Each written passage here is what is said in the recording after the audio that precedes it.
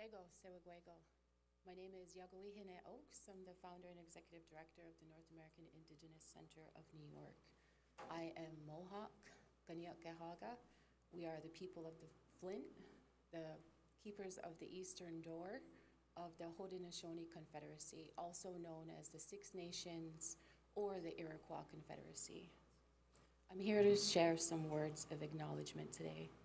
With immense respect to the Piscataway tribes, as well as the historic Nacoch-Tankt and the Anacosta communities whose unceded lands DC is currently on, historically Native people of the East maintain trade networks and affiliations span the entire East Coast.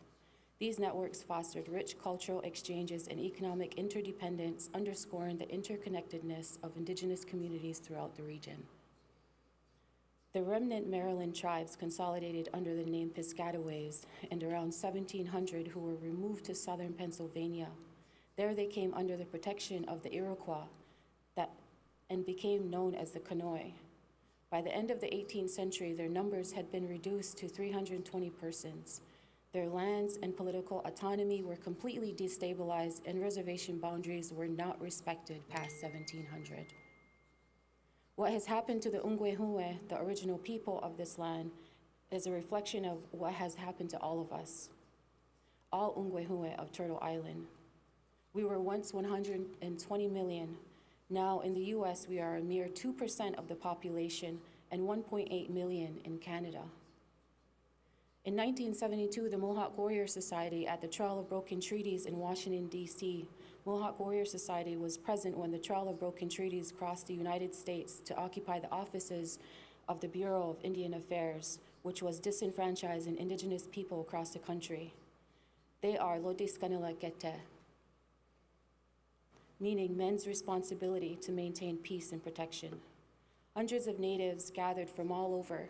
My relative and neighbor who recently passed this year, Adelohiat Dago Francis Boots, took part in organizing this action, and I want to honor him.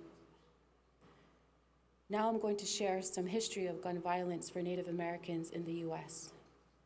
Western expansion.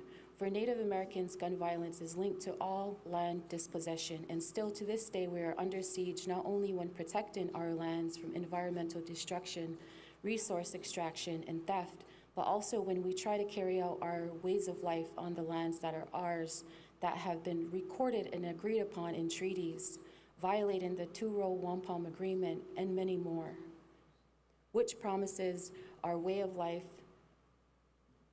Sorry, let me backtrack.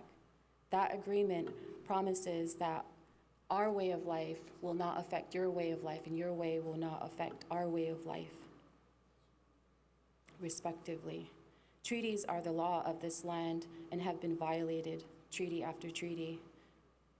Wounded Knee, a reminder. In 1890, when representatives of the US government executed as many as 300 Native men, women, and children at Wounded Knee, South Dakota, for practicing ghost dancing, a spiritual tradition within their culture. Another reminder, Native American Freedom of Religion Act in 1978 was passed. It was illegal for us to practice ceremony, speak our language, or openly represent any parts of our culture. In 1978, that was passed. Government-mandated residential schools ran by churches, priests, and nuns were kidnapping, torturing, molesting, and stripping every part of Native spirit from our children, my family, all to kill the Indian and keep the man. Government-mandated residential schools to do this to us. On Monday, June 10th this year, Leonard Peltier, in his first parole hearing in 15 years, in 1977, he was wrongfully convicted of the murder of 2 FBI agents. He is in his old age and his health is declining. He was captured, a young, healthy Native man who was protecting his people, Lodiskanalakete, in honor of AIM and the American Indian movement. The federal government falsified evidence to arrest Peltier. The federal government had withheld a ballistic report indicating the fatal bullets didn't come from his weapon, according to court documents filed by Peltier on appeal. Their main eyewitness claimed to be Peltier's girlfriend and later admitted that she was pressured to falsify her claim. He has served 50 years in prison. Decisions on Leonard Peltier's parole after Monday's hearing will occur on July 1st. That's soon. Biden currently has a pending request to grant clemency for Leonard Peltier. When will enough be enough? I ask on behalf of many that you free Leonard Peltier.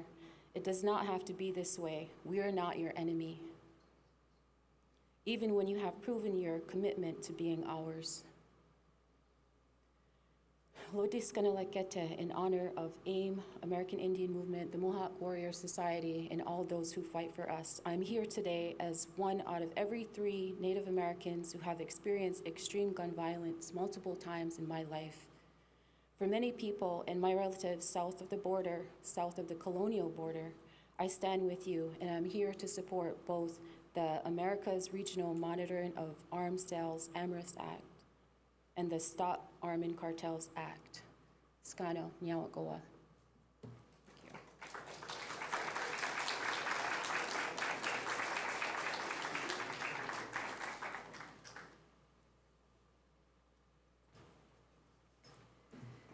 Good morning. My name is Kimberly Rubio, and my daughter Lexi is a victim of the Robb Elementary School shooting in Uvalde, Texas. When I arrived Monday, we met for introductions, and we were asked to define what peace meant to us. And at first, it wasn't words that came to mind, but memories.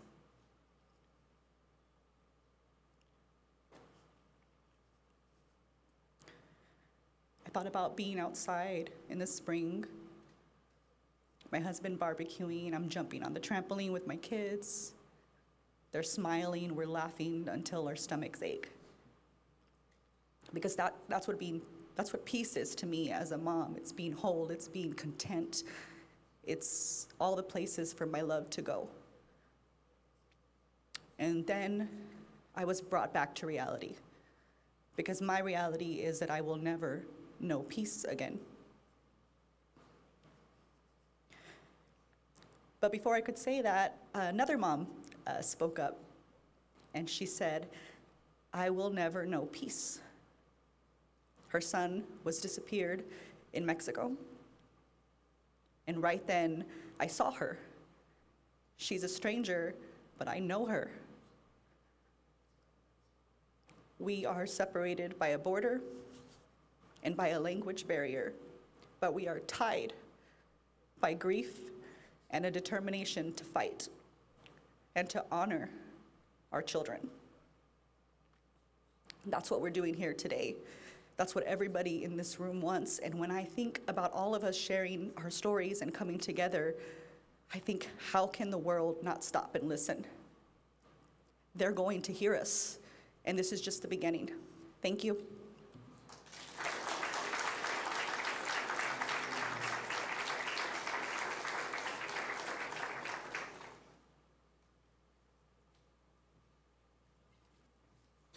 Good morning, everyone. Thank you for being here. My name is Marco Castillo, and I am the Executive Director, Co-Executive Director at Global Exchange, an international human rights organization working in the region for over 30 years.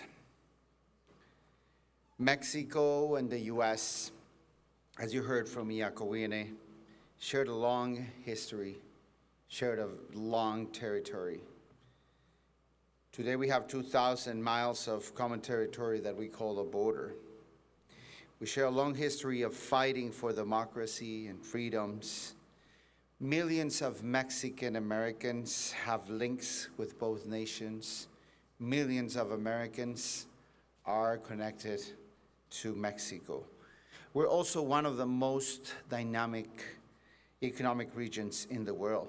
USMCA 2 years ago in 2022 generated $1.8 trillion in benefits just to the United States. But in 2024, we're also a region deeply hurt by violence, specifically by gun violence, by discrimination and human rights violations. about 200,000 firearms flowing annually from the U.S. to Mexico, according to a recent GAO report.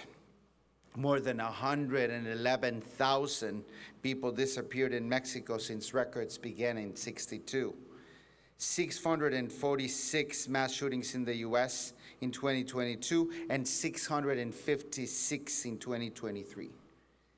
This cannot continue.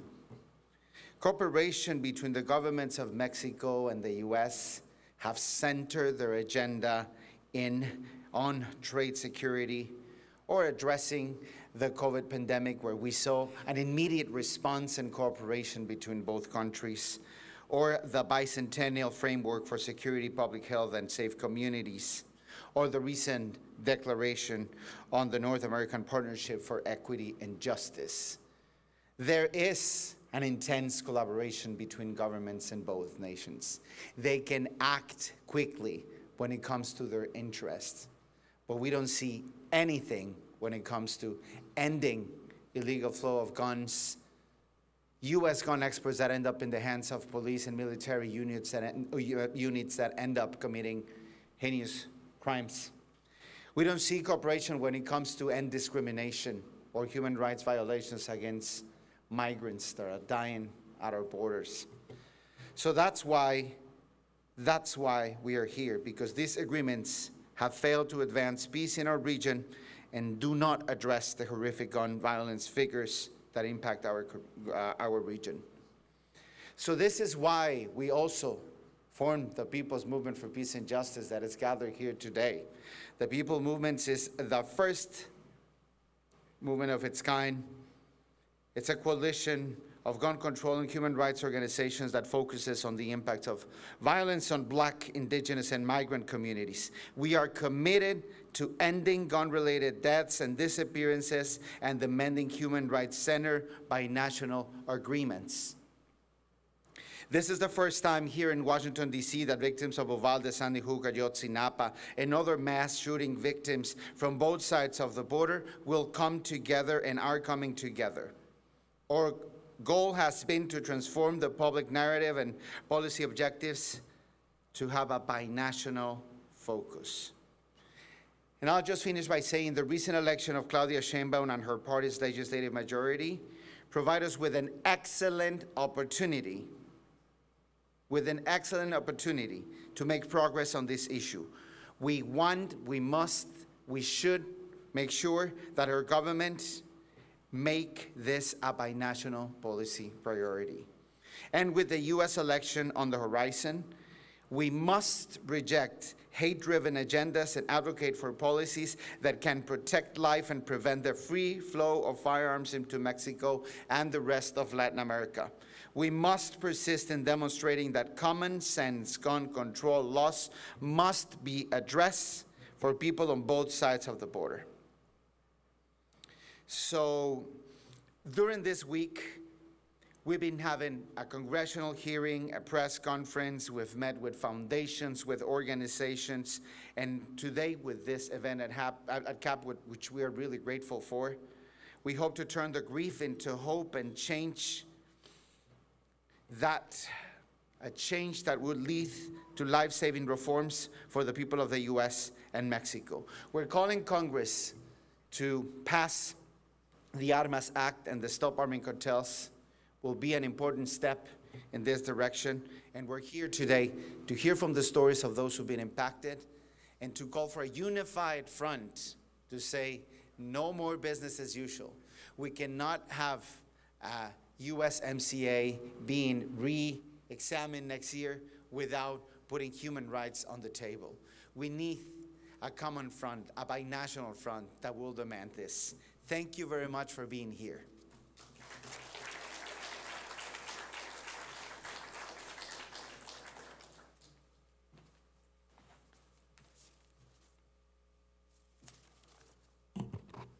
Good morning, everyone. My name is Nick Wilson. I'm the Senior Director of Gun Violence Prevention here at Center for American Progress. So let me officially welcome you all. Thank you so much for taking time out of your days and lives to join us for this very important topic. Just really happy to see so many familiar faces. I see friends from Futures Without Violence and NEA and Giffords and Brady/Team Enough, Newtown Action Alliance, as well as some new partners that you'll be hearing from today, like Latino Victory Fund. A couple of housekeepings. If you need to use the restroom at any time, just help yourself go out there to the left and you'll find it. If you need a cup of coffee, need a little break, we're gonna be talking about some heavy topics. Feel free to excuse yourself at any time. I also just want to take a moment to just thank the CAP event staff, and especially Allison Jordan on my team, who's been doing an amazing job, along with our partners, Global Exchange and the People's Movement for Peace and Justice. This was a big undertaking, and just I really appreciate it. And we just have so many amazing speakers, so we're gonna get right to it. I'm gonna ask that Cindy and Taria come on up and join me for a conversation.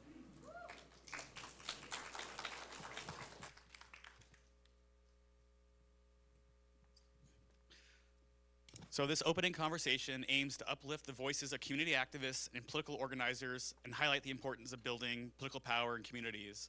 Here at CAP, we might think of us as a think tank, but we think of ourselves as an action tank. We don't just write reports for the sake of it, and we really want to make sure that what we're doing is really playing into the conversation and moving the needle. We've had Rep. Castro come and talk about legislation and how we can use our collective voices as a gun violence prevention movement, now as a binational movement, to really push for policies and investments in prevention that will save lives on both sides of the border and in the hemisphere.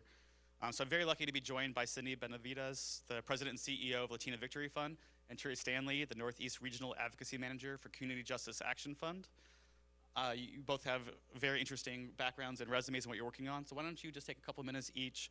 Start with you, Cindy. Tell us a little bit about who you are, your organization, and then most importantly, what brought you into this movement or advocacy work? Buenos días, good morning. My name is Cindy Marisol Benavides Villeda Cervello Niño. It all did not fit in my social security card, so therefore it's Cindy Marisol Benavides here in the U.S. Mi corazón está con ustedes. My heart is with you for all those who have been impacted directly. I serve as the president and CEO, I'd like to say the chief troublemaker at Latino Victory. And I really started in this from the campaign lens, working on campaigns for Tim Kaine when he was running for governor, then serving in his administration, going on to the DNC, and then pivoting to go into the nonprofit sector, leading LULAC as their chief executive officer, and now at Latino Victory. And I would say, Nick, to your question, I thought about this issue long and hard. It had actually started when I was a student at T.C. Williams. At that time, Columbine happened, and President Clinton came to T.C. Williams to hold a roundtable with students. I was one of those students that was there. Throughout my life and my career, I have been on the sidelines watching this issue and also acting as an ally. When I worked for Governor Tim Kaine, Virginia Tech happened, and we saw the response that the governor had immediate to go to Virginia Tech and be with the family and be on the ground. And then serving at LULAC as chief executive officer, El Paso happened, and then Uvalde happened. And so I can tell you that for us, this is something that we continue to see escalate. We see this issue as one that has risen in the last 10 years from an issue that was top 10 plus to now being a top 4, top 5 issue in the Latino community. And therefore, for us, it's not enough to be on the sidelines. We're going to be heavily engaged, especially as an ally, and being supportive on this issue. Thank you so much. Taria? Hi, everyone. Good morning. My name is Taria Stanley, and as Nick said, I am the Northeast Regional Advocacy Manager with Community Justice. I know that is a long title, but I am so excited to be here, and as my title says, I work in the Northeast, so I work with Maryland, New Jersey, and New York, but I'm originally from Dayton, Ohio, so I come here to DC with my own story with gun violence. It began with my uncle being a victim of gun violence, and although we are happy that he survived that incident physically, mentally it took a toll on him, and oftentimes I think that is overlooked when it comes to gun violence and just how it impacts our communities and individuals. But it didn't stop there. It also started with a mass shooting in Dayton, Ohio, right outside of my mother's office building. Thankfully, she was not there, although her office building did get hit. And again, it didn't stop there. it continued. My brother has also lost 3 friends to gun violence. So as you see, gun violence just continues to go on and on and on. It continues to hit so many individuals in my lives and so many parts of my community. So that's what brings me to this stage today, and that's what brings me to this work. But I come to this work with the heart of an organizer. I didn't even realize advocacy was a thing at first. I was on the ground, knocking down doors, making the phone calls, and then I realized just how much more political power there is in doing this work. So that's what brings me to this work and here today. I want to keep going with you. We've had the pleasure of collaborating a few times, and I've just been always so impressed by how all the work you do and your organization really centers the communities and survivors to be kind of part of the decision making. It's so easy to just be like, all right, we've decided what our policies are going to be. All right, we're going to go send out credible messengers or survivors to echo our talking points. But I really appreciate how you involve them in the decision making. Can you talk a little bit about why that's so important to you and your organization? Yeah, so community justice is actually a survivor-led organization.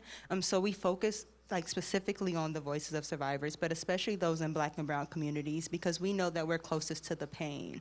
And although we know change starts at the top, we also know that it starts right where the work is happening on the ground. And that's within our communities, that's with our survivors. Their voices also deserve to be heard. They also deserve to be at those tables that the conversations are happening. And we know that effective change doesn't happen unless it impacts those on the ground doing the work. So that's why we believe that it's so important to make sure that these voices are heard, and not only heard, but centered in the work that we do and in the answers that we receive from top of the line. Do you have anything you want to add? As you mentioned, the Latino community is increasingly, as they've been experiencing both mass shootings that are high profile, as well as the everyday gun violence that we really try to focus on, community justice. Why is it important to you that the Latino community and the organizations and people you work with are at those tables as you decide what policies to pursue? Great. Thank you for that question, Nick. I would say that, what I do every single day when I wake up is build Latino political power. And in fact, one of our endorsed candidates, Kimberly Rubio, who ran in Uvalde, is one of those Latino Victory endorsed candidates. Maxwell Frost is another Latino Victory endorsed candidate. And when I think of the numbers, Nick, we forget how much representation matters. And in the United States, we have over 68 million Latinos. 1 in 5 Americans are of Latino ancestry. Yet when we look at political office, 500,000 positions exist in America. Latinos only occupy a little bit over 7,000 out of 500,000 positions. That's a little bit less than 2%. 20% of the population, yet we only represent 2% of elected positions. And so when I think of this issue, I think of how do we continue to build that pipeline to make sure that our voices and our policies are centered around the voices of our communities, and that we have individuals like Kimberly and like Maxwell Frost and so many others that are at the policy-making table, ensuring that those policies reflect our journeys, our experiences in our communities. I also think about this election, Nick, and I know that everyone always hears, this is the most important election of your lifetime. It is. It is also one of the most consequential elections for America and the entire world. Every 30 seconds here in the US, a Latino turns 18. Every 30 seconds. And what that means is that every year, an additional 1 million Latinos are eligible to register to vote. And so there is no coincidence when we see a lot of these efforts, Jim Crow efforts, in Texas and across the entire US. What you need to understand is that in these states is where you have growing Latino, growing AAPI, and growing African American communities. There is no coincidence why these laws, including voter purges including limiting the when we're able to vote, are occurring. And so for us, Nick, the issue of gun violence, and especially seeing that over 5,000 Latinos are impacted yearly, right? We're talking about something that has increasingly, I would say, increased in numbers within the Latino community just in the last few years. And so for us, it's continuing to build that political power and tying this issue to why it matters, understanding that Latino voters are persuasion voters, and we have to give them a reason to vote. And this issue alone is a reason to vote. Thank you. I have one last question for each of you before we give it up to the audience for a couple questions. The gun violence problem seems so insurmountable. It's been, we went 30 years almost without any significant gun violence prevention policy, legislation. The Bipartisan Safer Community Act really broke that deadlock, but there was a lot of necessary stuff in there, but we're just still not done. And luckily we're on the second year of historic declines in gun violence, but it's still way too high, still higher than before the pandemic started, and our communities are really suffering. How do we build the political power in our communities to really make progress on these issues and make our communities safer? That's a really good question, and I believe that it starts with acknowledging that the power is already in our communities, right? That the power is already ours to have. It's not something that has to be given to us. We already have that power. And oftentimes, I know speaking from myself and a lot of my community back home in Dayton, Ohio, we didn't realize that. No one had those conversations with us. No one told us that we could actually reach out to our legislators and demand change. No one told us that we could do that. So I believe that starts with coalition building, like we really focus on at Community Justice. It starts with partnership in our communities. It starts with really, again, creating that space for them to know that, this power is yours to have. For example, I know in Maryland, we just passed the Center for Firearm Violence Prevention and Intervention. That's a long title, y'all. Sorry if I butchered that a little bit. But the way that we were really able to get that passed is by bringing in community, by bringing in individuals like Corey Whitfield, who was able to have an actual direct conversation with Governor Moore and say, hey, this is important to me because of the work that I'm doing. That matters. That sticks with some legislators, and that's how we really get these things done. So I think with building political power, one, it's really going into these communities and letting them know that political power is already theirs, and then welcoming them into that space. Oftentimes we feel kind of shut out of those conversations, especially Black and brown communities. So I think with us already being in this work, we really have to reach back and just really pull them in on this, y'all. That really matters to them. It matters to the work, and their voices also deserve to be heard, as I said earlier. So I believe that's really how we build political power in those communities. As a Maryland resident, thank you for all of your advocacy. We're very excited about the progress that Governor Moore's administration has done, thanks to the political power and dynamics that you've created. Same question to you about building political power in your community.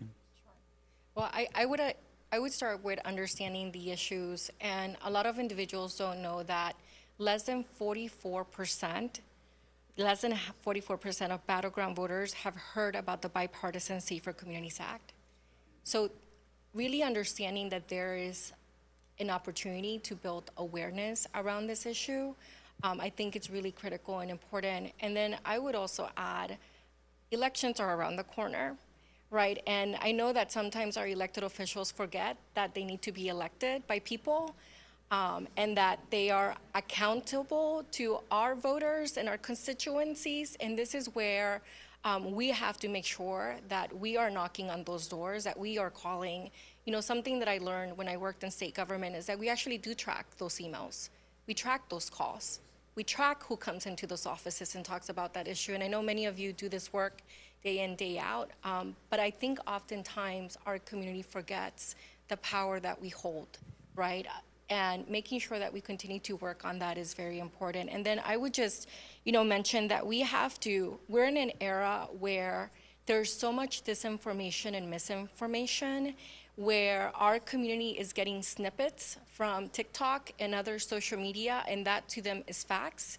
We need to make sure that we are actually doing the real talk, right? And a country where guns have more rights than women, in a country where guns have more right than children, we need to make sure that we are vocal every single day, whether it's on social media or whether it's doing interviews or whether it's knocking on doors. And I will be the first to confess to you, I am a millennial on the older end. With social media, I struggle a little bit sometimes, but you know what? I do it because I understand that that's where my community is and that's where I need to be, vocalizing my concerns and raising my voice to make sure that we make a dent. Very well said. And thank you for leaving time for a couple audience questions, because it's really important that we're not just speaking at you, that you guys have a chance to engage in the conversation. Yeah, first hand up, let's do it.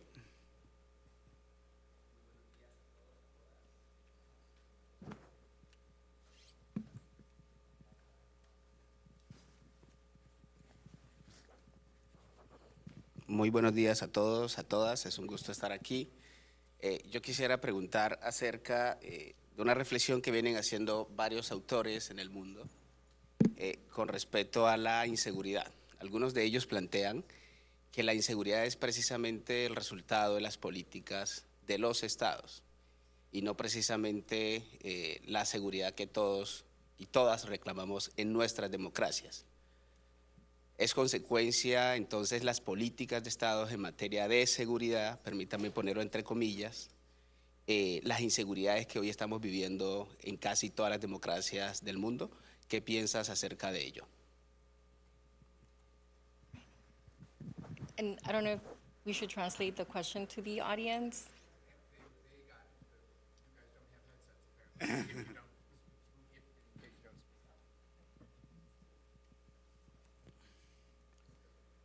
Oh. Yeah. Yeah.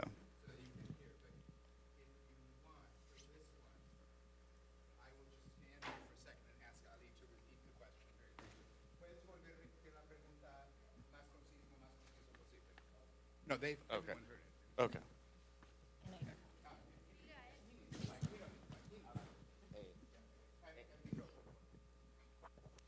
Algunos autores vienen planteando que los estados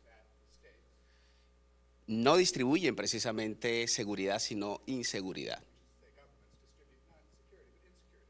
Consecuencia de ello, entonces, sería que hoy las violencias que vivimos en los estados, la mayoría de las personas, en detrimento de unas minorías, ¿es resultado de esas políticas?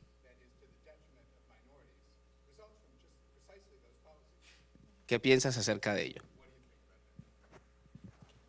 Yo puedo empezar. Gracias por esa pregunta. Sabes, yo tuve el privilegio de asistir a una universidad que es considerada un HBCU, Historical Black College, Virginia State. I'm a proud Trojanette. Y lo que aprendí en esa universidad es que el gobierno cambia con el tiempo.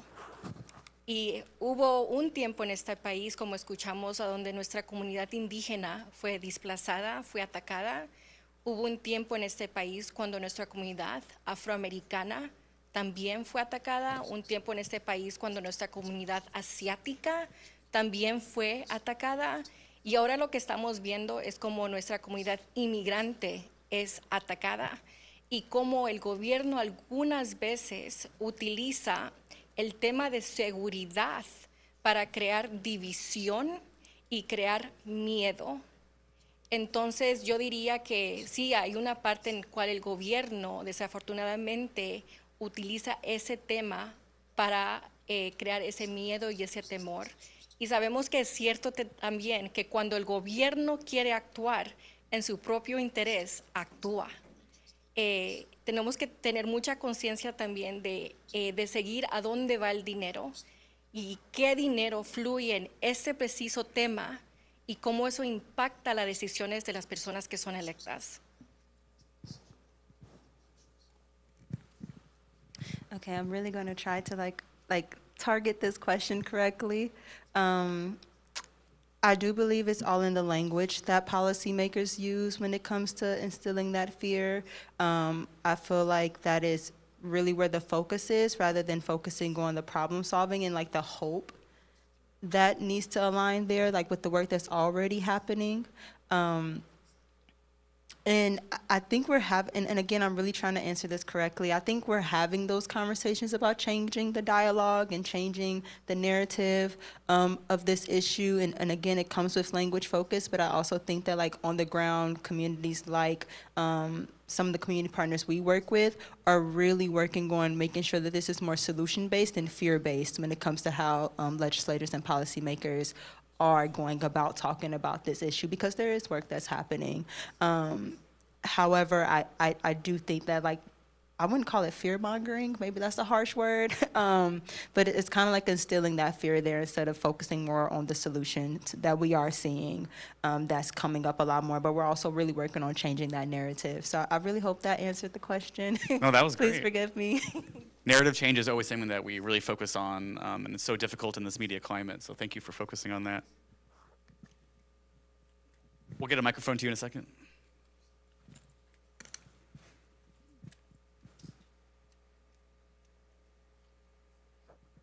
Thank you. My name is Camilo Perez Bustillo. I'm a Latino human rights lawyer. I work in the US and internationally. And I wanted to ask a question that might be difficult given the context in which we are meeting because of the pending elections. From the perspective of the Latino community, there's a lot of concern about the recent actions that have been taken at the border. When we think about the issue of asylum, which is essentially what's being shut down, many of those at the border are fleeing precisely this kind of violence, the root causes of which are in US policy. On the other hand, from the perspective of the Latino community in the US, when we think of cases like Uvalde or El Paso, we see how cheap and disposable, sadly, our lives are as victims of this violence systematically. Those aren't exceptional cases, sadly. They represent a broader pattern. How are you trying to navigate that complicity, I think of, and that complexity when I think of Latino victory? You know, internationally, there's tremendous concern about the Biden administration essentially competing with Trump to see who shuts down the border first. And so, how do we take that message back to Latino communities and to migrant communities of origin in Mexico, for example, that are represented by the victims of Ayotzinapa? What's the message that you would communicate? Thank you, Camilo, for that question. And I would say there's no competition here. I think it's very clear who the candidates are in terms of their actions and what they do. Camilo, yesterday I was with Senator Catherine Cortez Masto. We were at a reception celebrating DACA.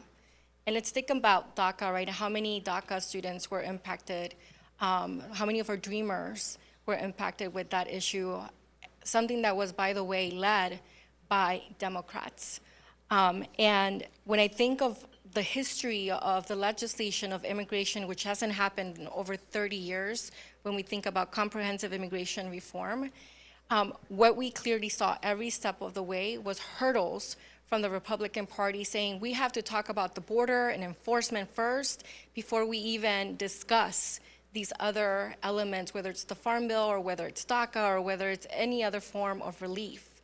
And Democrats actually took the bait, right, and have sat down and have talked about enforcement, but every single time, Camilo, there's a shift, right, in terms of where that line is. And what I would say is also very different from this administration is that they created the Office of Gun Prevention directly in the White House, right? We have not seen this really, we have not seen this, right, in the past. It is really hard times. We are hopeful, and I know that many of us will continue to pressure the president to look at affirmative actions, whether it's TPS or another form of relief for the community. But for us, it's continuing to put that pressure, regardless of political party, and make sure that folks understand that our community is not dispensable. And as I mentioned in the beginning, Camilo, part of my job is not only to build political power, but also to build the narrative of Latinos in America, where oftentimes, although we're 20% of the population, we're not in the room.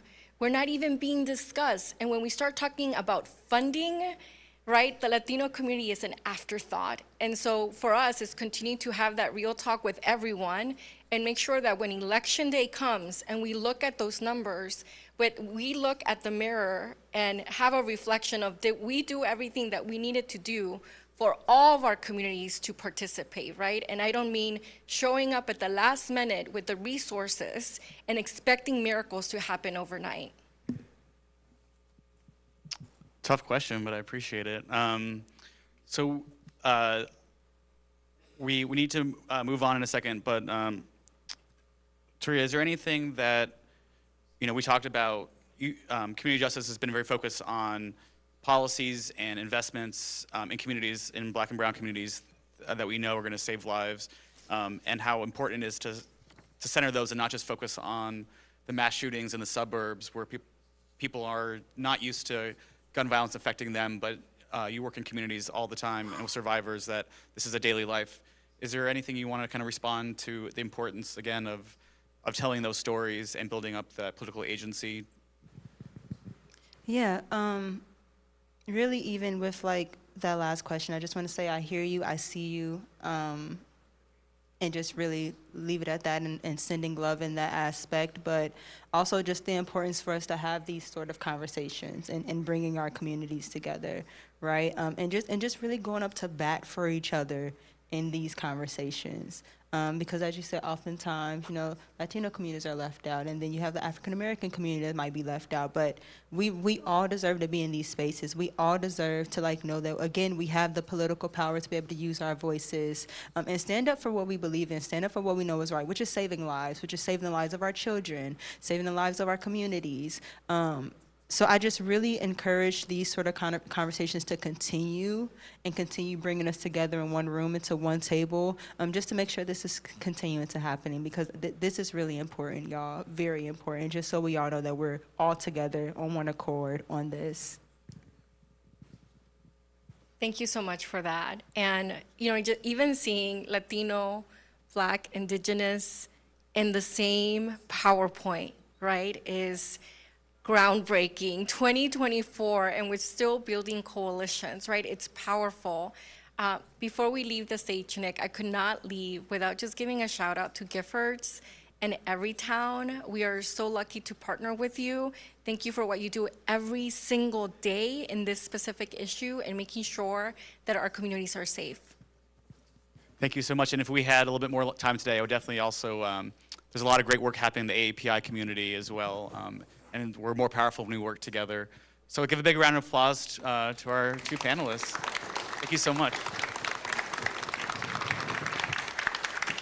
And Sydney set this up nicely. She mentioned the White House Office of Gun Violence Prevention.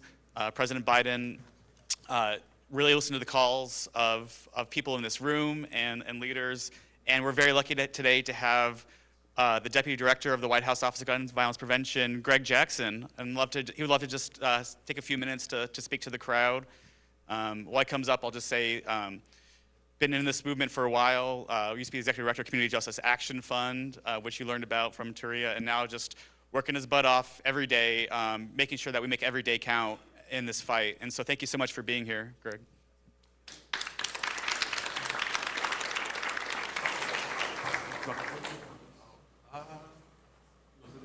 Sure, let's do it. Usually when he's here, he's with Rob, and they have a two-man show, and so Yes. I'm gonna do my best Rob Wilcox impression. How y'all doing today? ¿Cómo estás? Yes. This is amazing, by the way. So just very thankful to be here. Again, I'm the Deputy Director for the White House Office of Gun Violence Prevention. We are on month 9, so we have made it almost a year, y'all. It's great. And just really excited to be here before you because this week is a pretty amazing week. We just received the latest FBI numbers, and we found that homicides in America are down 26% this year. 26%. Y'all should, that's huge. And that's huge because the steepest decline we've had in American history was 13%. So we're on pace to double what we've seen as the steepest decline in 2023. And I know folks sometimes say those are numbers, those are stats, but for folks like me, I see that as graduations, I see that as weddings, I see that as baby showers, and I know the communities that have suffered so hard for so long are celebrating the fact that more of their children are coming home safely, more of their families are coming together for meals every night because of this amazing work, your activism, but also the policy changes that we're seeing take effect. Just a little bit about me. I started in this work as a survivor of gun violence. Unfortunately, I was shot walking home about 3 blocks from here, and the bullet that hit me hit 2 arteries and nearly cost me my life. But as hard as that wasn't the hardest moment of my journey. The hardest moment of my journey was burying my mentee, DeMarcos, last fall, who was shot and killed. And DeMarcos is special because he was someone who was young. He was in middle school most of his activism time, but he came with us to Capitol Hill to push for some of these policies. You know, he stood up for the Break the Cycle of Violence Act, which ultimately led to the Bipartisan Safer Communities Act. And so I know that we're losing not just those who are at risk, but those who are most promising in our future leaders. And so all of that journey has informed why I'm so passionate about this work. Our office is exciting, but it's also extremely challenging. And the president really created this office because he saw that we cannot wait for Congress to take action. We cannot wait for the media to tell us when an actual shooting or an issue is important. We have to work on this issue every single day and attack it on all fronts. And so we were started with that same energy. We have 4 major charges. One is to expedite the implementation of the president's policies. 2 is to identify new solutions. 3 is to expand partnerships at the state and local level to help address violence. And then 4 is to improve services and resources for victims and those who have been impacted by violence. As it pertains to this discussion today, there's a couple key things I want to highlight, and then we can maybe like coffee shop it or something. Does that work? Okay. Well, one big thing that pertains directly to this, and I would love to have a copy of this. I don't know whose this is, but I would love one. This is amazing. But in April of 2024, we reached a huge milestone in addressing the export of firearms. It was extremely hard fought, and hopefully everyone here, I imagine everyone here is deeply aware of it, but we made major reforms to the exports of firearms in this country. In fact, we created an interagency committee that now reviews every single application. We closed the export licensing window from 4 years of licensing to 1 year so that we can review it every year and make sure that if a country or an industry wants to export, that we are paying attention to local trends and not trends from 4 years ago. We also defined what it means to be semi-automatic and automatic weapons. This is important because this is how we make sure that assault weapons and more dangerous weapons aren't being exported under the guise of hunting tools or self-defense. But lastly, we already have denied applications for 36 countries that are deemed high risk or deemed high risk because of the misuse of some of the firearms that have been exported. And Mexico is one of those 36 countries. And so, including Haiti. I'm sorry? Oh, we should talk more about that. So we're fired up about that. We think it's important. It's an important way to slow down and stop the exports. Yeah, we should definitely talk about that because I want to know what hole you're talking about. But that is a huge stride forward. And what I will say is that this is something that the administration will continue to focus on and continue to pour into as we think about how firearms are spreading violence and harm beyond our country. Especially in this country, though, we're investing. And investing is a huge part of our strategy, which I think a lot of folks may overlook, but it's huge. And we think that's, frankly, where we can credit most of the life-saving progress we made thus far.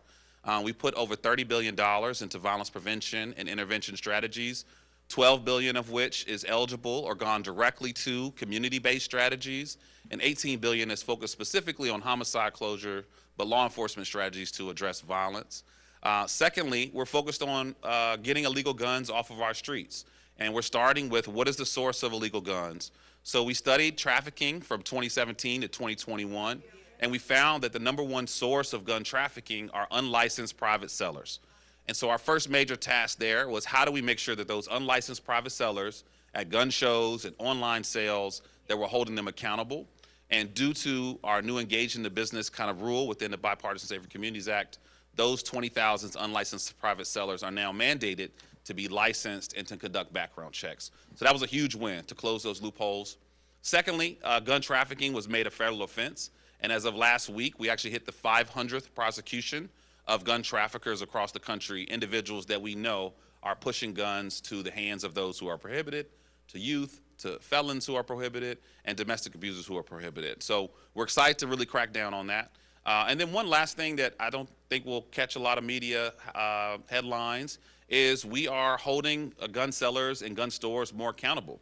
We've actually shut down 423 gun stores due to violations. And that's more than the gun stores that have been shut down the last 20 years. So we're really proud that we are holding the entire industry accountable, from the manufacturers, the stores, the sellers, and the traffickers, and not just focusing on young folks who are maybe armed illegally to protect themselves or their family. And I think that shift is going to help us turn this crisis around, but also make sure that everyone is held accountable, and not just our youth and our underserved communities.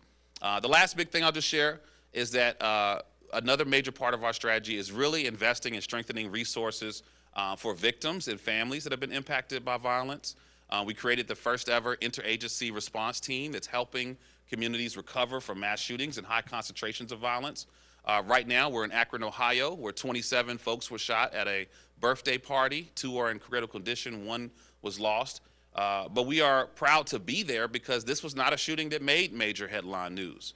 This is something that happened in the inner city in a black community that in the past would have been overlooked and glazed over. But we know that that pain and trauma is just as important as any other headline breaking news around a mass shooting. And so we're excited to be there. We're providing victim services, resources to the families, helping the law enforcement find the perpetrator with emergency resources, but really wrapping our arms around the city of Akron, Ohio, who is experiencing their first major tragedy. And that's something that we'll continue to do and continue to pour into communities, even if the media doesn't deem it newsworthy.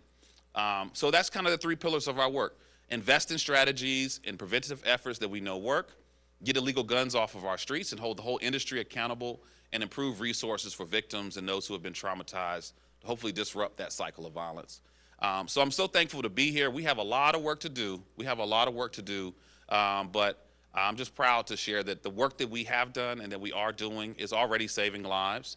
And Rob and I, we count every hour. We actually have 143 days left until the American people decide the future of our office. And we're pouring all we can into this, but we can't do it without you. We can't do it without your great ideas. We can't do it without your pressure from the grassroots level to members of Congress to agencies. And we really can't do it without your support because this is already really, really hard work. And I don't have to tell you all that. So thank you so much. I know I gave a mouthful, kind of preached, but just excited to be here. And thank you for all your help. Thank you so much, Greg. And let me just respond to one thing that I'm so glad you brought up, what I really wanted to talk to you about, which was the federal rulemaking. You know, most of us in our civics class were, all right, Congress says this, House says this, maybe the Supreme Court intervenes. But it's been a real crash course for a lot of us in the past few years. Me too. Yeah. And so engaged in the business, you know, our people in this room, Everytown, Giffords, Brady, the whole movement mobilized to submit hundreds of thousands of comments to protect this incredible rule that the movement has been trying to close this loophole for so long. And thanks to the outpouring support, as well as having some really smart folks in the White House that could really push for the strongest rule possible, we got a great rule. I'm really glad the victim compensation reform that excludes so many survivors, especially survivors of color in high crime communities. That was a huge thing, and now we have to go state by state to make sure that each state changes some of theirs to increase access and equitability. But I just want to say that we have until the end of the month for anybody in the public to submit comments for this, this firearm export. And the gun industry is going to lose some money, and so they're going to mobilize, and we need to mobilize, because this is not only, as we're going to keep hearing today, and we've already heard today, that the easy flow of guns and easy access to guns and lack of rules, not only is it creating so many deaths and devastations and communities being hurt here, but happening in our hemisphere, across our borders, and around the world. And if we don't fight for it, it's not perfect, but if we don't fight for it, we're not going to get this great policy, and we're going to be making recommendations for things like, hey, we know assault weapons don't belong on our streets here. Why are we selling them to civilians in other countries that are going to use them for wrongdoing. And so I encourage everyone to stay connected, and until the end of the month, submit your comments. You don't have to be a legal expert. You don't have to be a policy expert. Just express support and you've already expressed today how important it is by showing up. And I can't wait to work with you more to make sure that we defend these great progresses you've been doing. So thank you so much, Greg. Thank you. Thanks. Thanks, everybody. Salt.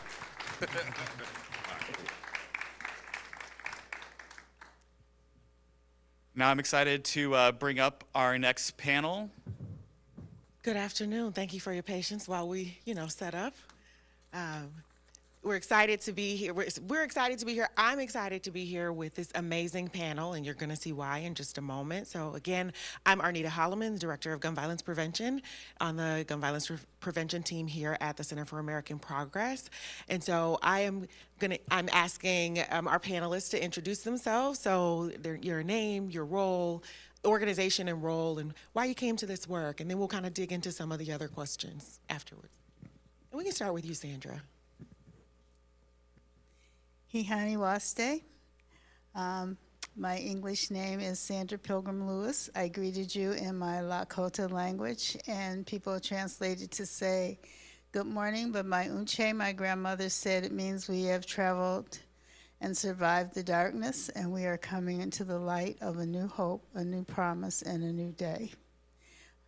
My Lakota name is Wantaolo Wansakala, which means little song bear, and Unche said I was to be a warrior, but the gun or the bow or the spear would not be my weapon, that my voice would be my weapon, that I would sing songs and say words of advocacy to bring freedom and to create change.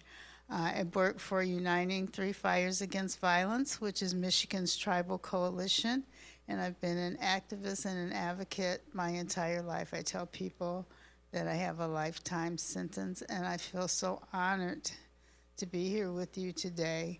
And I want to say, my heart goes out to the parents who have lost children. And I believe in my culture and in my life that they're not just your children, they're all of our children. And so we all celebrated their birth, and we all mourn their loss, and also celebrate their ability to walk on to that place where your ancestors are waiting to welcome them home. Thank you. Gabrielle? Hey everybody, my name is Gabriela Rodriguez. I use she, her, and ella pronouns, and I serve as the Executive Director of Q Latinx. We're a small grassroots org in the Central Florida area. We were started shortly after the Pulse tragedy in 2016. For those that don't know, yesterday was the anniversary, the 8-year anniversary of the Pulse tragedy, when a gunman came in and killed 49 individuals and injured 53 and left a community in shambles. I sit here as the organizer and one of the founders of the organization. After 8 years later, we have 9 different departments that work on a variety of different issues, from gender justice all the way to social justice, and we believe that it's important to meet people where they're at, and also visibility, especially when it comes to the LGBT community. So we're very excited to be here and glad that we're a part of the conversation as well. Hello, everyone. My name is Alea Eastman. I am a graduate from Trinity Washington University and a co-founder of Team Enough, which is the youth-led branch of Brady Center to Prevent Gun Violence. I come to this space as a survivor of gun violence. In 2018, I survived a mass shooting at my high school, Marjorie Stoneman Douglas, in Parkland, Florida, where 17 of my classmates and administrators were murdered. Unfortunately, I was in the third classroom that was attacked by the perpetrators, so I was in the middle of everything. And that really fueled my advocacy, because after Parkland, there was a shock and an uproar about gun violence. But I felt like that conversation was very one-sided and only addressed mass shootings and school shootings and forgot about the communities that deal with this issue day to day. So as a Black woman and as somebody that has lost a family member to gun violence in Brooklyn, New York prior to Parkland, I felt like it was my duty to bring that aspect to the conversation and also share space with people that have been in this movement before us. So I'm really excited to be at this conversation and share this space with you guys. Good morning, everybody. Thank you so much for being here. My name is Bella Delasio, and I'm the Grassroots Speaking Tour Coordinator at Stop U.S. Arms to Mexico, which is a project of global exchange. I was brought into the gun violence prevention movement after Parkland. I had gone to elementary school there, so my former classmates were at Stoneman Douglas during the shooting. And so it really personally impacted me as I lived pretty close by. And also during that time, or since then, I've lost another classmate from my high school to gun violence, and another one of my classmates was paralyzed due to gun violence. So we've been seeing the rippling effects in our communities for many, many years. And I got brought to this specific organization after engaging in youth advocacy, but specifically because I wanted to understand a little bit more about the role of Latinos in gun violence and the way that immigration has a relationship with gun violence. And that's what brings me to Global Exchange. Thank you. You know, thank you for sharing your stories, and thank you for the work that you do. And you probably would agree if I say that we all would hope to work ourselves out of a job. This is not the work we want to do. We do it because it is necessary. And Sandra, you talked earlier when we were talking in the hall before the event about it being a part of who we are. I'd like to hear from each of you your insights around the challenges, the needs, or concerns for your respective communities. Okay, I'll start. I think, so I'm going to say that when I was riding here from the hotel and I'm riding through the streets of this place called Washington, D.C., and I'm remembering that this is the ancestral lands of indigenous tribes, and I was reminded of our prep talk. And Marco talked about it's the same guns. It's the same guns that kill us in Mexico and all across South and Central America and North America. And I was looking at the buildings, and that none of those buildings reflect the black and brown people who build them. None of them. But that was us. Whether we were black or brown, Latin, or indigenous, our people built the city, and with such amazing strength, under so much oppression, and that we carry those memories. And I always say artificial borders, because our families are on both sides of those what are now borders, and those borders became part of colonization. And so the thing that I think is that so many times that we have forgotten our strength and our power. And I listened this morning when the speakers were talking about our ability to vote on both sides of this artificial border. And we do have that power, and sometimes we don't use it because we say, oh, it doesn't make a difference.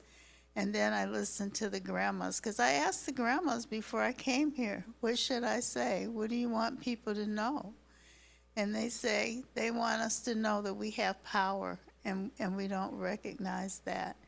And it's our voices that elect the people who refuse to make real policy change when it comes to guns. And we keep on allowing people to make them, and we're not forcing them to make legislation that changes the culture that supports gun culture.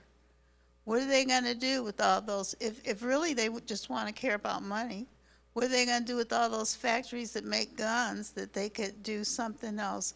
So in my community, they want peace. And what does peace look like? Take us back to the place where our children are safe, our communities are safe, where women are sacred, our people are sacred, and our cultures are honored. Take us back to who we are, and remember that it was our blood that built these cities, that built this place.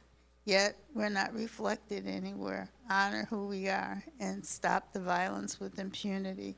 And that's the vision I have. I have that vision of our word, Hihani Waste. Come through the darkness, come out of it into the light and the promise of a new and a better day, and to remember who we are and to remember whose shoulders we stand on. The Lakota are Plains Indians, and so the buffalo are very sacred to us. And so when you saw those huge herds of buffalo, it wasn't the big bulls or the males that guided us. They always went to the old grandmas to tell them where to go. So remember, it's the grandmas that tell us how to go, and we still have grandmas. And we can go to the grandmas who can tell us from their old wisdom and guide us. And our young people who know things that we don't know about technology, but together our cultures and our people can take us forward and look to those strengths of all of our people, all of our black and brown people together. Mitako Yeowasan, all of us interconnected going forward, and that's what I think.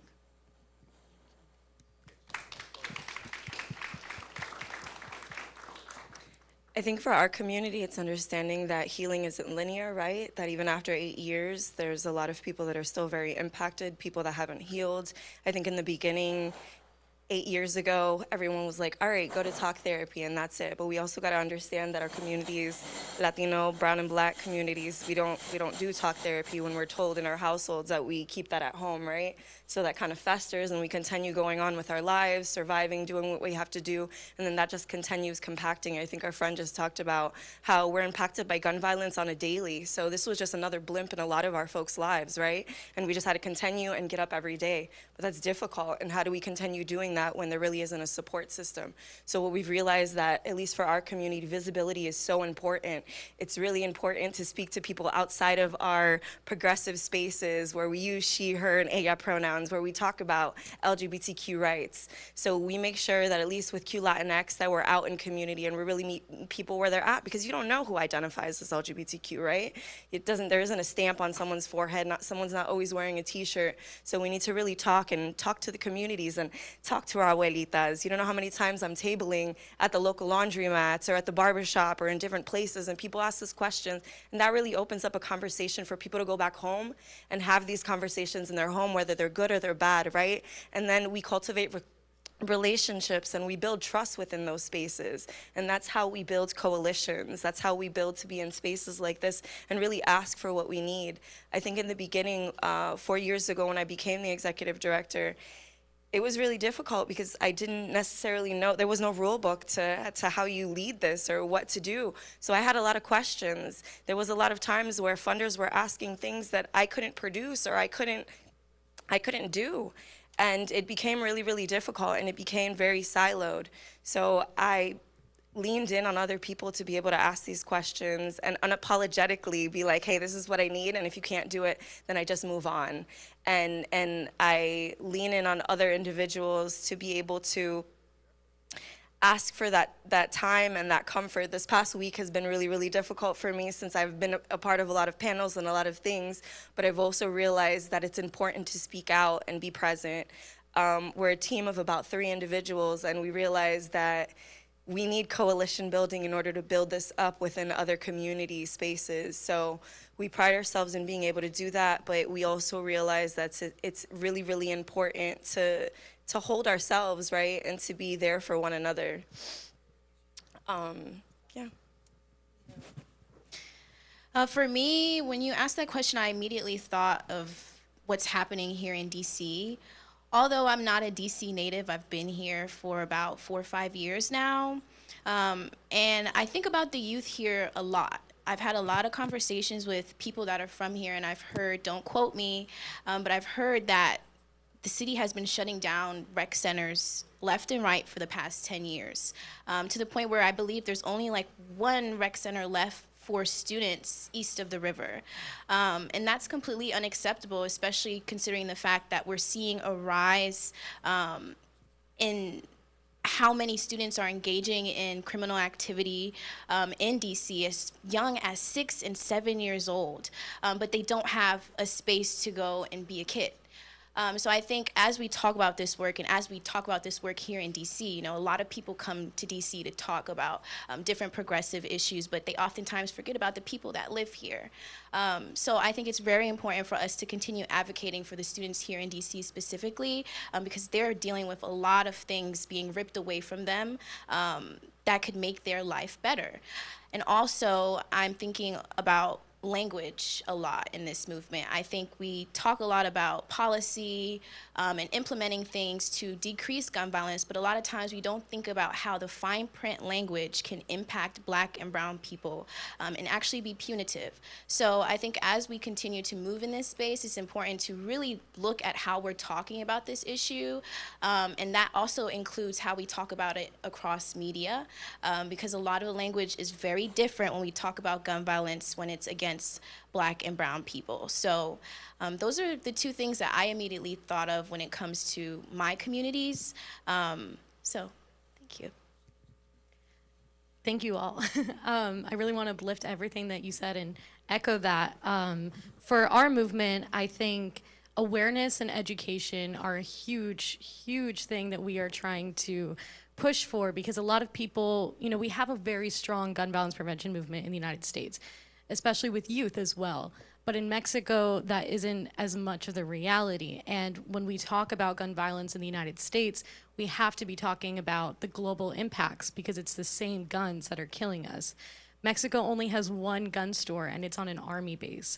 So it's not really accessible to civilians. It's something that is completely, you know, put away. And for that, a gun in the United States is purchased in the United States is as likely to be used in a homicide in Mexico as it is in the United States. So really understanding those facts and bringing it together with coalition building, when we're having these conversations, when we have summits, when we're talking about gun violence in the US, we have to bring the impacts abroad into the room, because these are the same guns that are killing people. These are the same bullets. And we really need to build that coalition. We need to uplift those voices and really just understand that there's this very racist and systemic cycle where we hear a lot about immigration, especially the border crisis, and it's always a negotiation tactic with appropriations. Biden just recently came out with a policy, but those policies are just incredibly xenophobic, and it really fuels this cycle where we hear we need more guns to protect ourselves from the people coming from the border.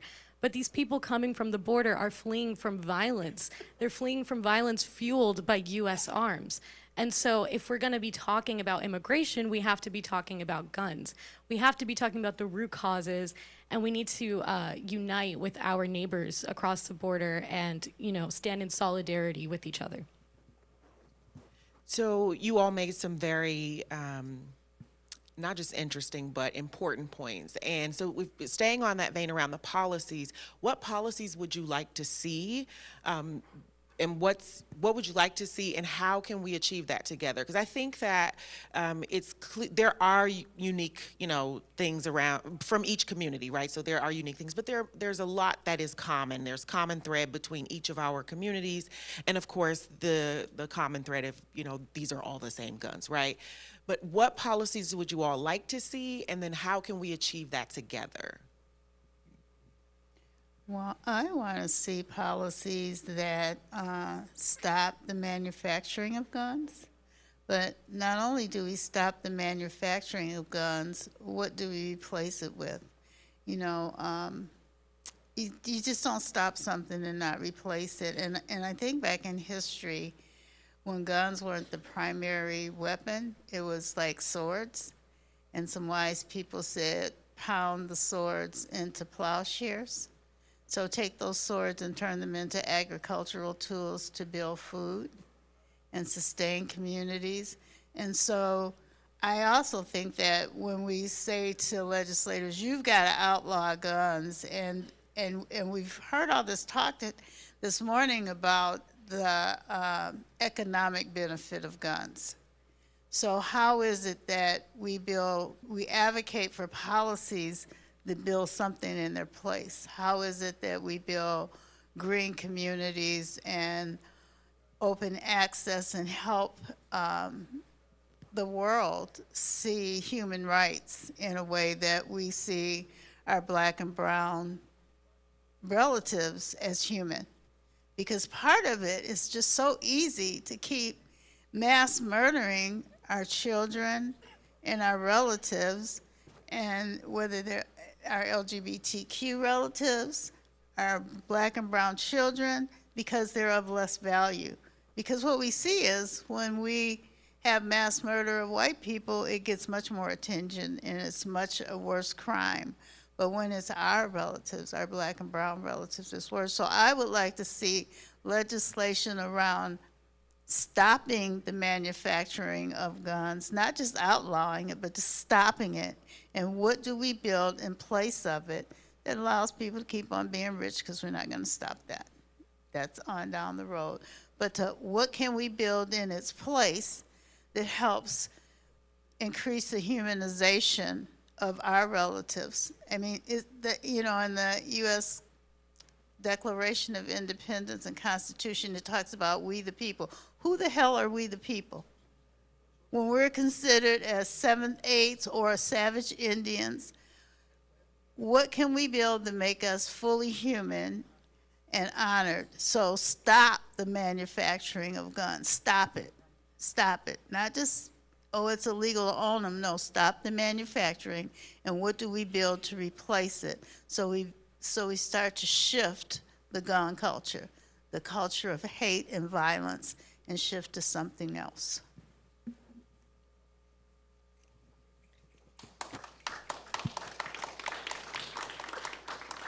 So I know in Florida, they've gotten rid of the concealed weapons policy. So being able to reenact that, being able to reenact more gun sense policies when it comes to owning a gun, if you do own a gun, and then I'd say high assault weapons. I think that's a really good question. For me, I would like to see all of the policies and bills that have already been brought to the floor actually something happening. I think we have a ton of good legislation that has been written, but nothing has happened. And I think that is one of the biggest frustrations in this movement, is putting something forward and it just staying there. So for me, I think just getting those forward, and then also to piggyback off of what you said, having some type of responsibility for gun dealers and gun manufacturers. In this movement, there is a lot of protection around gun manufacturers and dealers when they do have a huge role in the responsibility of gun violence that we see in our communities. So having some type of policies in line to hold them accountable, and like even if it's down to prison time, because at this point, if our Black and brown youth are getting put to jail for these guns, you should also have some type of responsibility in that. So I think actually having some hardcore actions towards these dealers and manufacturers should be a priority in this movement as well. Thank you. I'm going to try to say this without sounding too wonky, but I want you guys to understand the issue. So the way that guns are getting to Mexico are through both legal and illegal exports, or legal gun trafficking. Oh my God, sorry. Legal exports and illegal gun trafficking. So the way that this happens is that during the Trump administration, he switched oversight from gun exports from the Department of State to the Department of Commerce. And the Department of State has more ability to identify human rights issues in different countries that we're exporting our firearms to, whereas the Department of Commerce's main goal is to make money and profits. So within that transition, we saw $16 billion worth of firearm exports. And so that's a tragedy. And the issue with that is when we export these firearms, our end user is the Army. But the Army then sends these firearms to different police states around in Mexico, and they are colluding with organized crime. And so we are legally giving firearms to organized crime in Mexico. Similarly, the illegal gun trafficking happens through straw purchases, and my boss in the back here, John Lindsay Poland, was actually able to conduct a lawsuit against the ATF and retrieve data to figure out where these firearms are coming from all around the country, and figure out how these these firearms recovered in Mexican crimes are being traced back to the U.S. and where they're coming from. Within one zip code, we found 1,000 firearms that came from the U.S. that were recovered in Mexico. So to mitigate this issue, we have the Armas Act, which we've been lobbying for all week, our binational movement here, which would transfer the oversight back to the Department of State, and it would also create interagency strategies so that we can identify these illegal gun traffickers and get more data into where these guns are coming from and how to combat the issue. But also the Stop Arming Cartels Act, which would ban 50 caliber rifles and create a exception to PLACA so that victims can sue gun manufacturers. So our movement has been lobbying all week for these bills. We've been advocating. We have a link that you can send to your representative so that you can ask them to co-sponsor this legislation. And so if you would like that link, please come find us after. But the Armas Act, the Stop Arming Cartels Act, and an assault weapons ban, these were all policies that will help not only the United States, but also Mexico.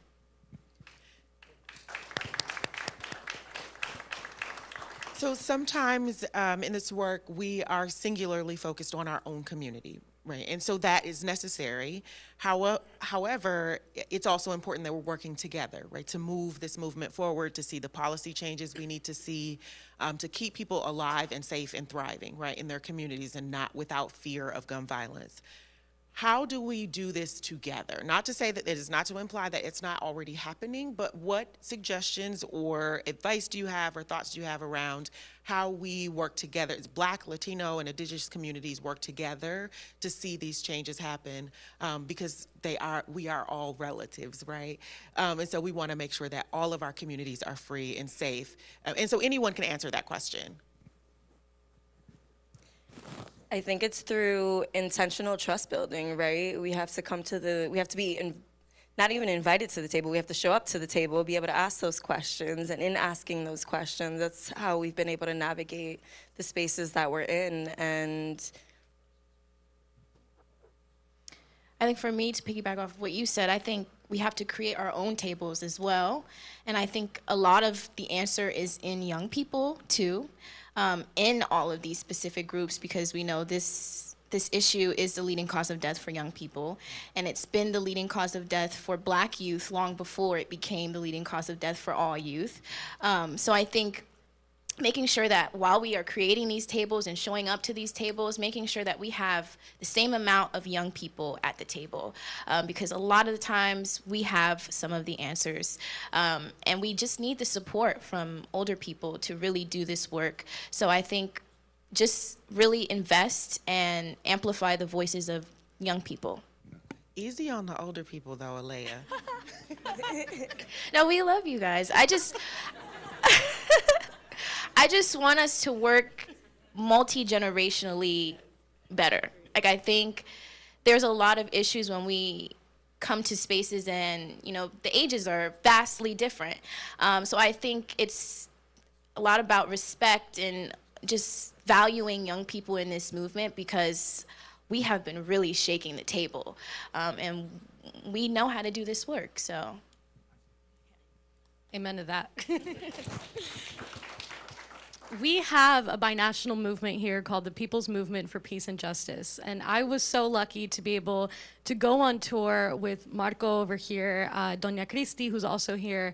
And we went from New York to LA to Tijuana to Morelos, and we convened in Mexico City to write a binational human rights agenda that represents victims and survivors and our experiences, not only indigenous groups, but Afro-descendants groups, those who are the loved ones of those who have disappeared, women who have experienced femicide, and also survivors of gun violence in the United States. So we have a binational movement. We have monthly calls for each of these groups.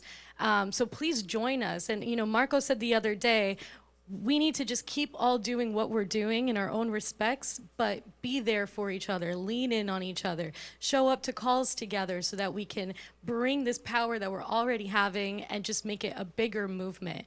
I think, it's just so important that we really root all of our policies in survivors and their stories, and so uplifting the voices of survivors and being there for each other. So please join our coalition, join our movement. We have pamphlets with our demands. They're outside, take one. Use this when you're looking at policy, use this to go to legislators and fight for our agenda.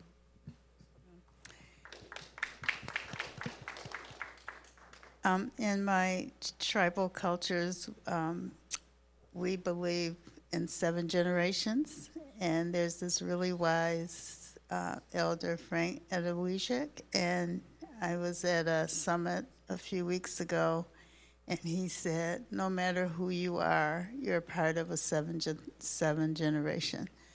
And so what we believe is that we carry the wisdom of the 7 generations before us, and we have a responsibility to pass it on to the 7 generations who are coming after us. So no matter where we are in that cycle, we're part of the seven generations, and that's what's allowed our cultures to survive. In the beginning, our opening, our wonderful Mohawk woman talked to us about how many we were and how few we are now, but that we still survive. And so I want to tell you a story about my grandson, who's in his 30s now, and he was 5 years old, and I picked him up for school, and it was September. It was like the hottest September in the history of the world. And I said to him, I said, Drew Bear, you want an ice cream cone? And he said, yes, please, Grammy. And we get in the car and we start for Dairy Queen, and he looks at me and he said, but do you think I could have some ice cream in it? And I said, well, yeah. Because in my mind, I was thinking ice cream cone with some ice cream in it. But he responded to what came out of my mouth. And so he taught me a very important lesson about communication that I didn't have. But beyond that communication lesson, he taught me through the eyes of a 5-year-old that we can have anything we want.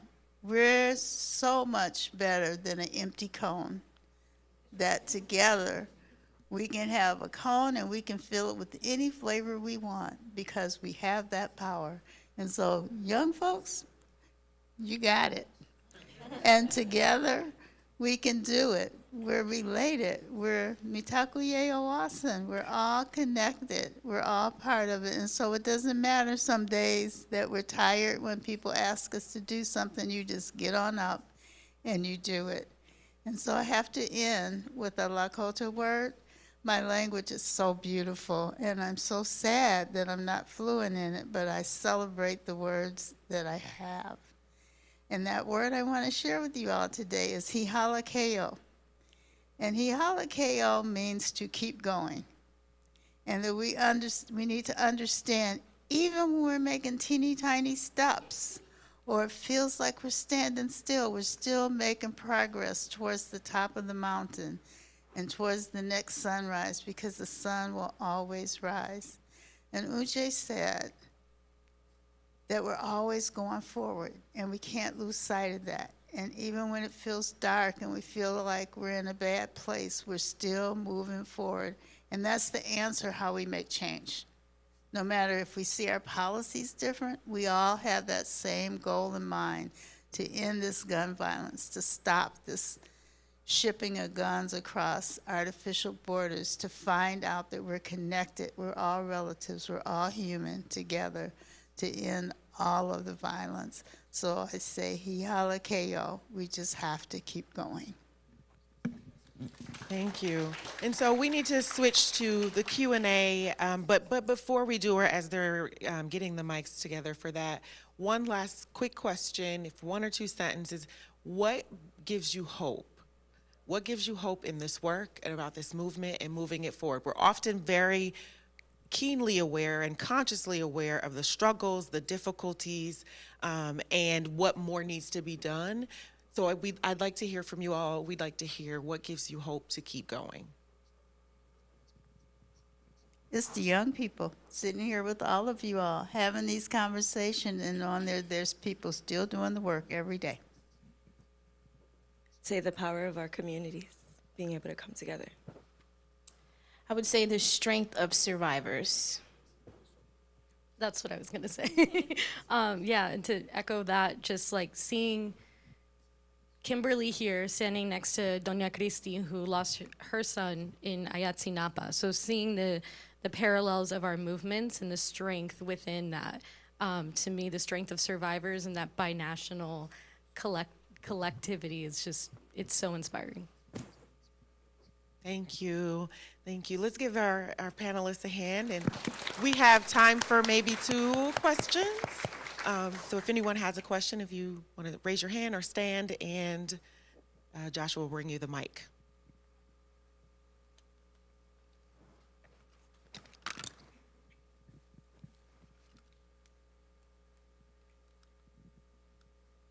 Thanks so much. I'm Allison McManus, and I work here at the Center for American Progress on our national security and international policy work.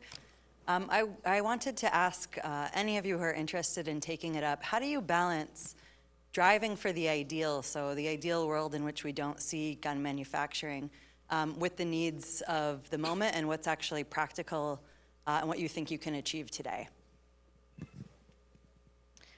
We had a really great conversation about that recently because, you know, thinking about what's going on in Palestine, in Mexico, and also thinking about electoral politics. How do you go and vote for someone who you don't morally agree with, who has done things that are unimaginable, have caused so much tragedies and loss, but also how do we play the long game for our movement? And so it's not one or the other. We kind of have to work together. We have to play the game of electoral politics, but also live by the reality, or live by our values and live by what we think is the world that we want to live in. And so leaning on each other while we build that movement, while we get there, so that one day people like Alea can run for office and have the power to create the policies that directly affect communities of color, both in the US and abroad, is so important. So thinking about the long-term future, but also living by the morals and values of our movement. And also, we can't forget to celebrate the victories, and sometimes they're really small. Sometimes they're so tiny, it's hard to even recognize them, but we have to stop and celebrate them because they have happened. And if we don't remember to do that, then it feels like we're not Hihala we're not continuing to go. So remember to celebrate every victory, no matter how small they might be, because we have had some. Any other questions?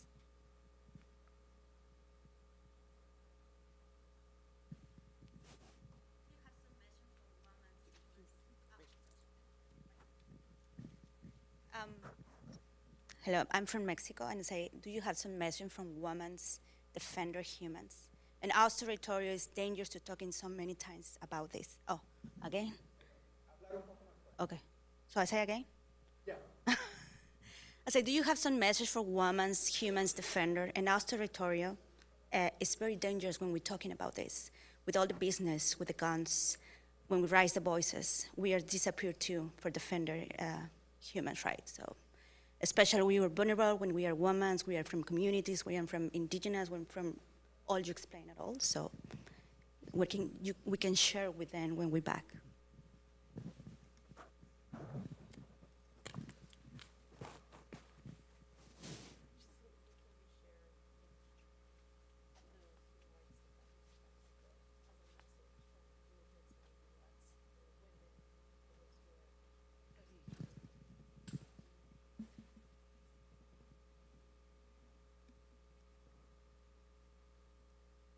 Want to make sure I'm hearing the question correctly. You're asking what can the panel share with the human rights defenders for?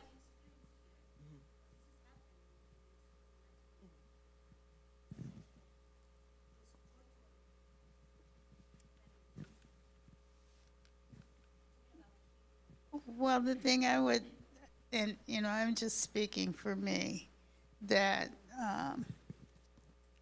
you have sisters here that we hear you, and that we're with you, and that we're using everything that we have to try to make those changes, and that some of the political voices that you hear and you see do not represent our entire society, and that we're working really hard to try to make things better, and we know it doesn't seem like that, but you're not alone, and that we are walking beside you, and that your hurt is our hurt, and your tears are our tears, and that you really are not alone, but it feels like that, and we know it feels like that, but we're working as hard as we can to make things better for you, and we do see you as our relatives, as our sisters, and that we're walking together as sisters. And I wish that I had some answers or some resources for you, and it breaks my heart every day because I don't,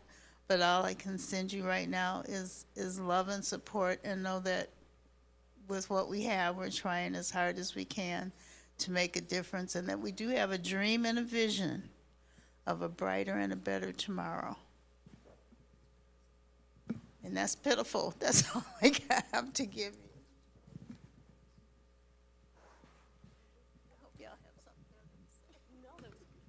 I'd say very similar to what she said, be able to lean in on each other and find that other person that you can lean in on, even if it's something as simple as checking in if you're okay, or if you need water.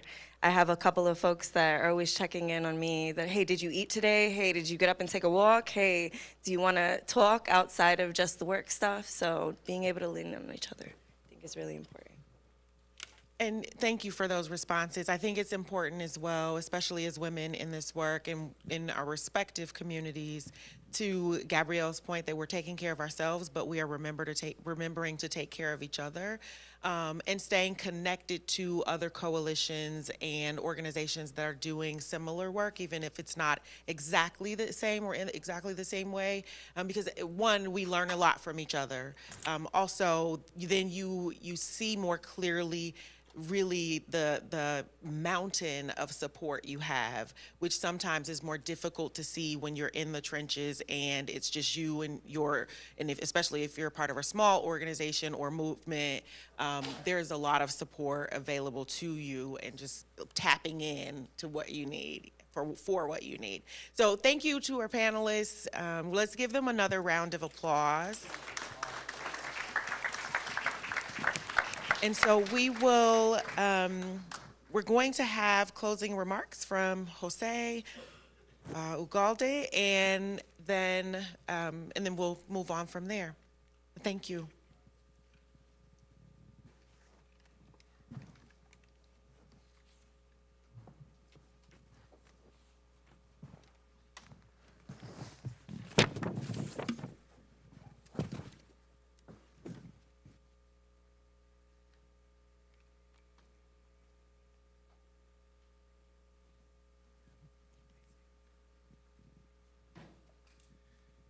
Well, thanks everyone for joining us today. It's been an incredible opportunity to expand the conversation about the realities that we face.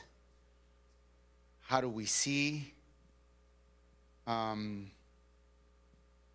violence through the eyes of different communities? But more than anything, how do we can collaborate and come together? I've personally come to learn through this week that multicultural, multilingual, intersectional, collaborative work, it's the future, and it's the only way that we can confront the challenge of hate continuing or growing in power. We want to close now by hearing Don Jose Ugalde. He will share his story with us, and then we'll wrap it up. Adelante, Don Jose. Hola, buenas tardes. Mi nombre es José Ugalde Mejía. Hi, good afternoon. My name is Jose Ugalde Mejia. Because not everybody has. Do you want to? Okay, sure. Soy padre de José Esaú Ugalde Vega. I'm father of Esaú Ugalde Vega. Desaparecido el 14 de septiembre del 2015. Disappeared in September 14, 2015. En el estado de Querétaro, México. In the state of Querétaro. Desde ese día mi vida cambió y se convirtió en una película de terror. From that day, my life changed and became a horror movie. No tenía conocimiento de la violencia ni quién la generaba. I was not aware of the violence or who was committing it. Le hice una promesa de seguir luchando juntos a mi esposa. And so I made a promise to my wife to continue fighting. Hasta entregarle nuestro hijo en las condiciones que fueran. Until I found my son under no matter what conditions. Desde entonces he tenido el placer de caminar juntos. Since then, I've had the pleasure of walking together. Con más de 115,000 compañeros que están pasando lo mismo que yo en México. Walking together with more than 115,000 brothers and sisters that are experiencing the same that I've experienced. Que tiene que ver casi con el 70% de las armas que se hacen y se trafican a México, la violencia. This situation that is related with the 70% of guns that are linked to the United States that are in Mexico. He escuchado hoy algunas palabras de aliento. I've heard some words of hope today. Del trabajo que se está haciendo, pero es insuficiente. About the work that's been done, but it's not enough.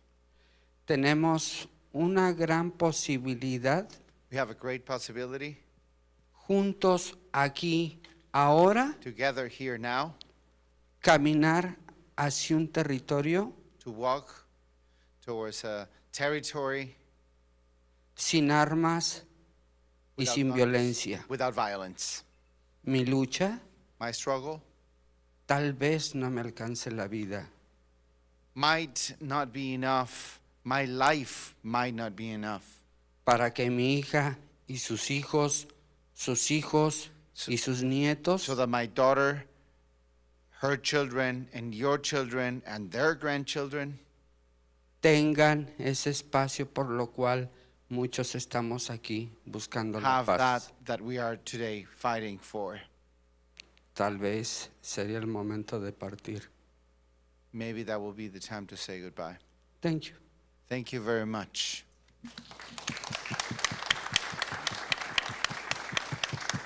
Thank you, Don Jose, and thanks everyone for sharing. And I just want to close it by saying that keep doing what you're doing. Let's just try to do it together. Let's just stay in touch. Let's just show up for each other. Let's think that we're part of a movement, that we're connected with folks that we don't know personally, but that we know that they're suffering.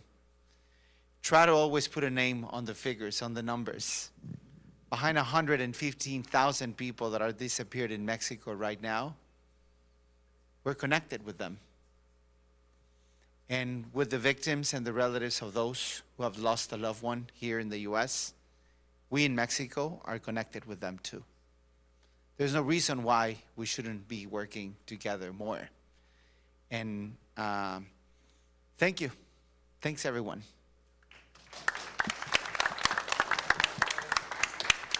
Thank you, Jose. Thank you to our partners. Thank you to our speakers, the survivors, and all of you for coming. And now it's time to eat and mingle. We got some Caribbean food out there and some vegetarian food. Go out and start chatting and making those connections. Thank you all so much for coming. Just a quick note, those who came as part of the delegation for the week of events, you might want to spend some time with lunch, with folks who are, I would recommend those who are from the U.S., we have not had the time to talk, just U.S. side folks and maybe those who come from Mexico, just to see, how are we going to continue the conversation. We've been having a lot of binational discussions, and that's what we want to see. But we also want to see on each country how are we staying connected. So folks who are from or based or working in the U.S. might or can get together in the back of that meeting room, en el cuarto de ahí atrás, quienes venimos y somos de Estados Unidos, y los que vienen de México o de Centroamérica can be in this room or in the sala, pueden quedarse allá en la sala o aquí para platicar. Thank you very much. It's just a suggestion.